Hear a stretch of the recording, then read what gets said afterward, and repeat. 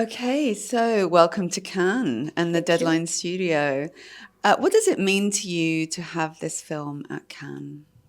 You know, I had my previous film in the Quinzaine in the director's fourth night, and it was 3 years ago, and it was already an amazing experience for me, especially knowing that we work with non-actors in Tunisia with the small budget films. So I was saying it's incredible that this film, this new film, Promised Sky, was shown the same night as Tom Cruise films, and that's what I love about Cannes. Is that you have two films, you know, one from hundreds of millions of dollars, and you have another film coming from Tunisia screening at the same time. So it was really, really intense. I was very happy. I have the crew, the family, and everybody, and it shows that they are following my work, and knowing all the films are, applying for Cannes. It's always an honor to be here and knowing that you were part of the selection. How would you describe your film to people that haven't seen it? I would say that it's a film about three women from Ivory Coast who migrated to Tunisia, North Africa. And one of them actually has built a church in a Muslim country. And she's welcoming two other women and one child. And together they can form a new family, but they are challenged by the situation in the country. So I don't want to say too much about it, but it's intimate, feminist, I will say, stories about women and a child. And it's a migrant story, and it really highlights Tunisia's place within Africa. And what did you want people to understand about Tunisian culture and the migrant story?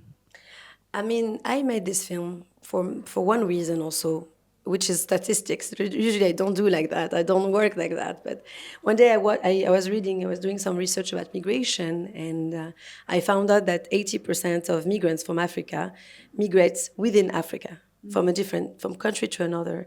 Only 20% migrate to Europe or to United States.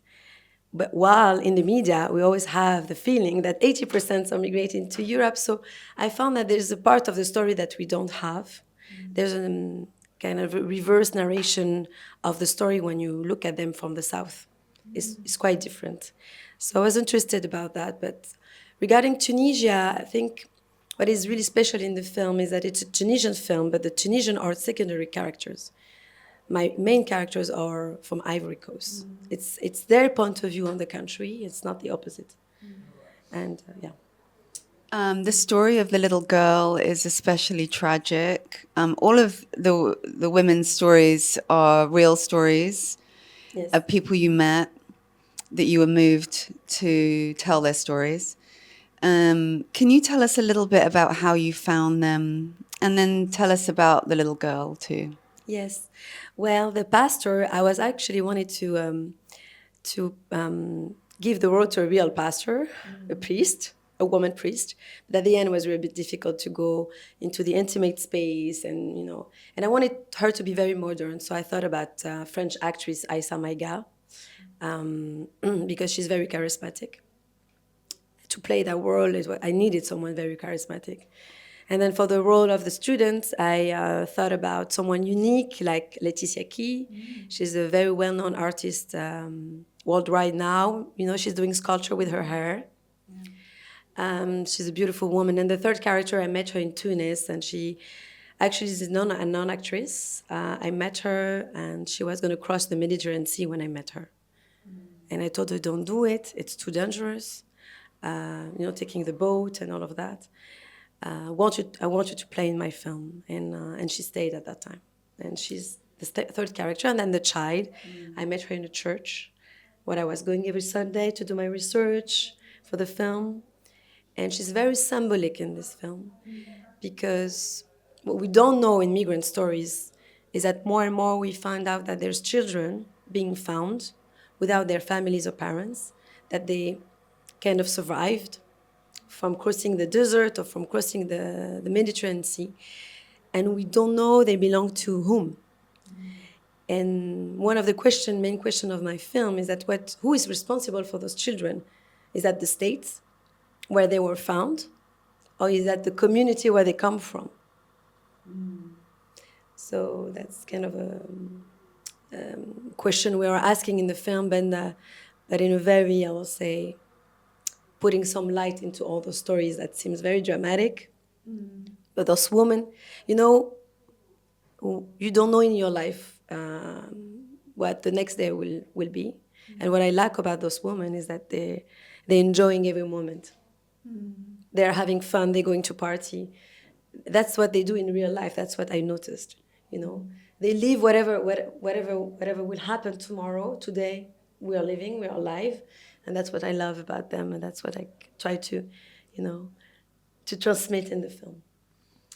In our Deadline magazine, we featured Leticia Key.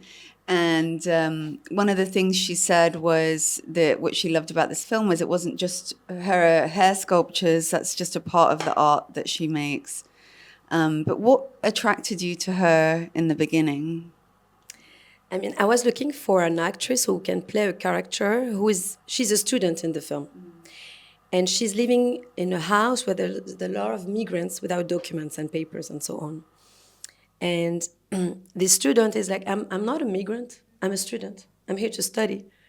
Why I'm treated or labeled or whatever, you know? And she kind of wanted to be out of the community. She doesn't want to belong so much to it because she doesn't want to be labeled. So I felt like I need someone like an artist who understands this feeling of you want to be unique. You don't want to be just a migrant. You are an individual. You have a story. And Leticia Key was perfect, and she's very beautiful, of course. Very unique. I went to Abidjan to meet her, and I followed her work on Instagram.